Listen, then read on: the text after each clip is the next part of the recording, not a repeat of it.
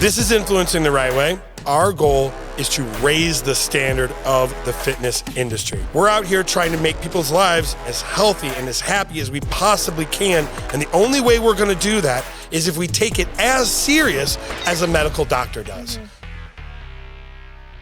What is going on, guys? This is Influencing the Right Way with the Viking. And I have with me, as always, the electric, the magnetic, Sarah freaking Sloan. How are you doing? I'm good. Did you like that little spice I put on there? I was also thinking we need to coordinate a dance for the beginning. We both do like dance it through, but sometimes it's like a robot. Imagine if we had like a routine, you know? That would be pretty good. We're definitely doing that. Okay, let's get into it. So today's topic, we are going to be talking about going the extra mile. Mm-hmm. This is something that every business, and very specifically, a business that is small. I'm going to start off with this part. If you're a small company, so it's you, or maybe it's just a handful of people, it's a team of people, 4, 5, 6 people, you do not have the resources to be able to do big marketing and go way out and do all these things that very large organizations do.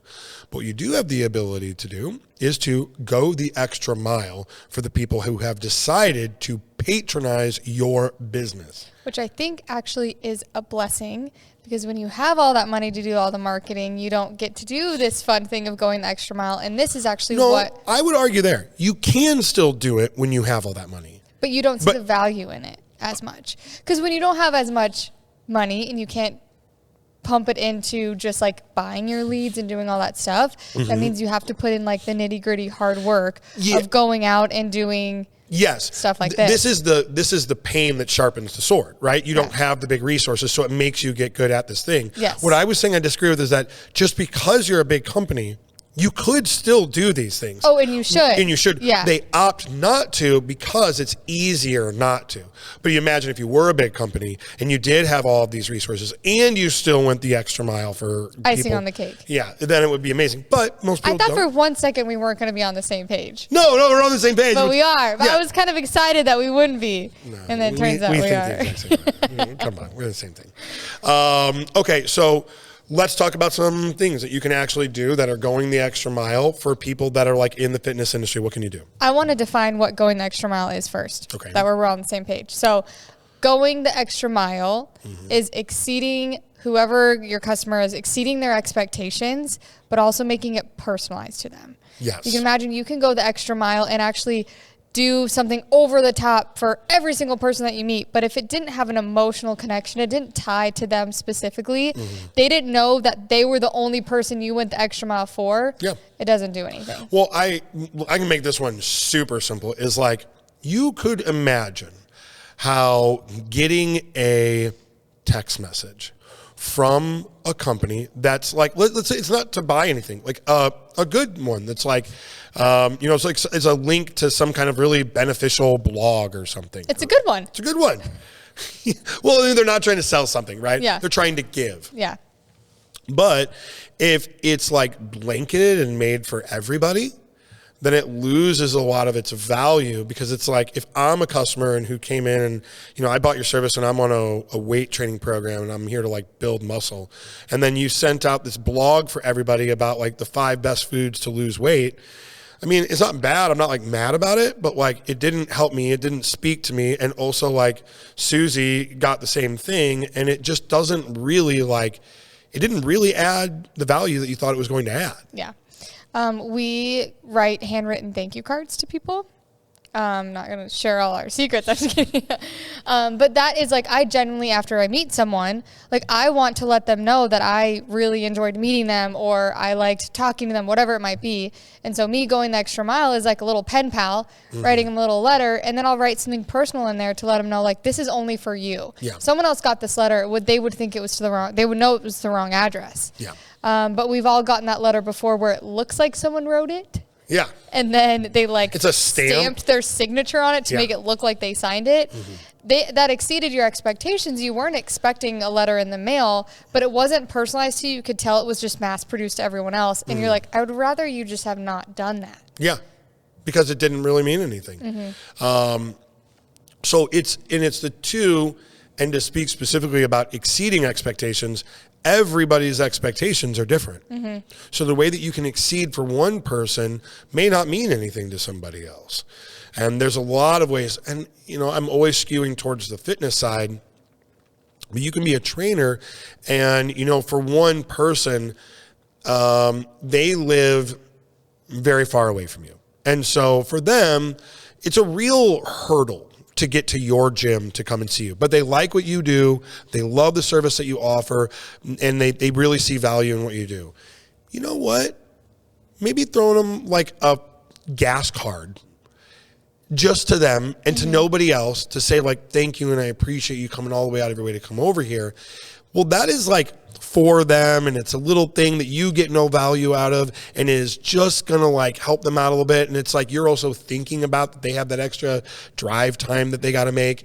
And it's like, I exceeded the expectation. You wouldn't expect somebody that you're paying to do that for you. Yeah. It was individualized to a thing that you kind of have going on. And the value, let's say I give you a $20 gas card.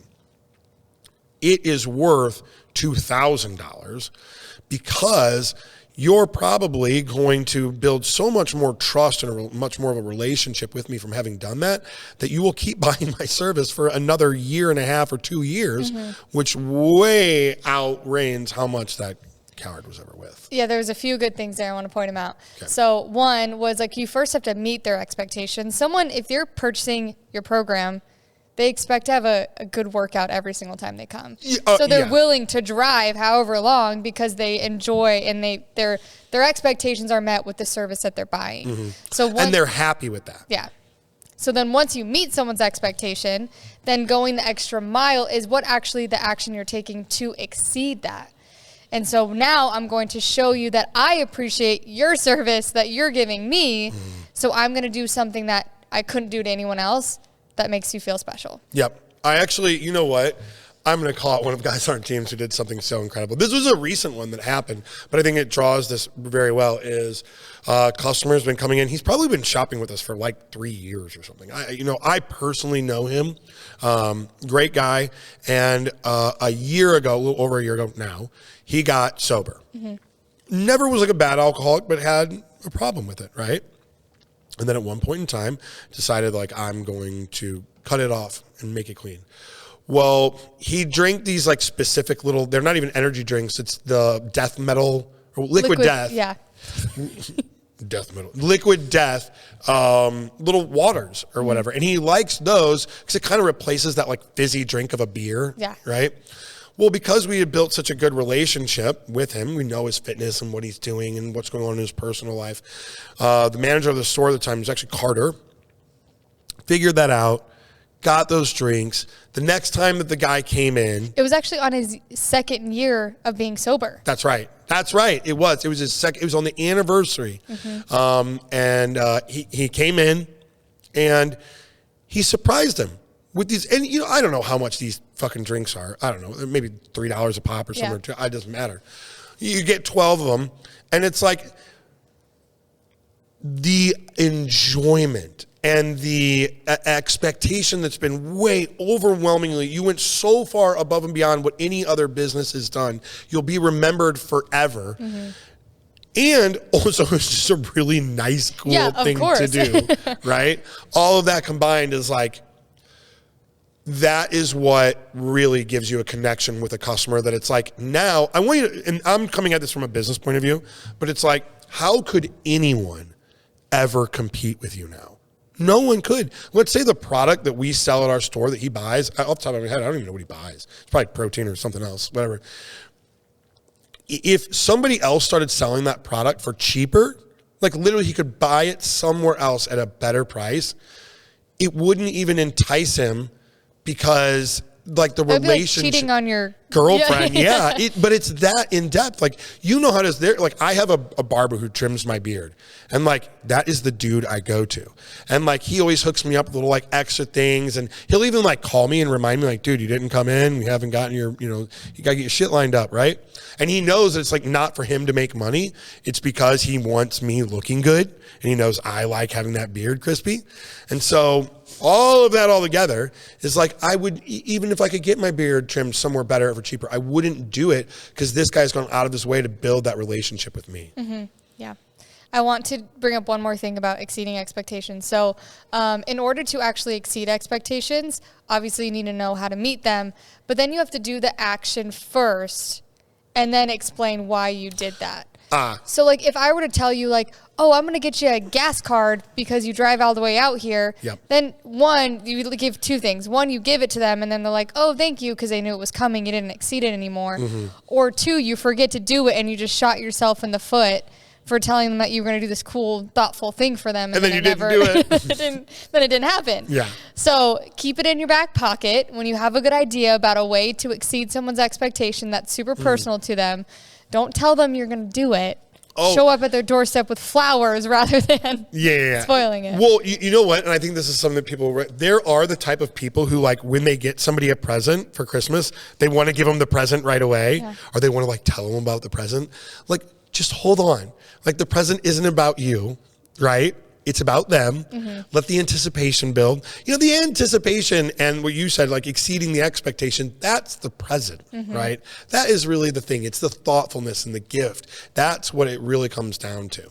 But I think you can all just imagine that as like, it's okay to be excited about it, but like you said, keep it in your back pocket. Because I have actually done this before. I do that. So I'm like, don't do it. So I have done this before where, again, I'm giving a lot of very individualized stories about like what we do, but it does help, I think, illuminate the concept I'm trying to draw here is I told this guy, we were out of a product, right? And I was like, hey, I'll drive it to your house. Then like we didn't get it on the day I thought I was going to get it. And then like I wasn't there that day, so I didn't drive it to his house. And then he like calls the store and he's like, I thought you guys were coming to bring this over.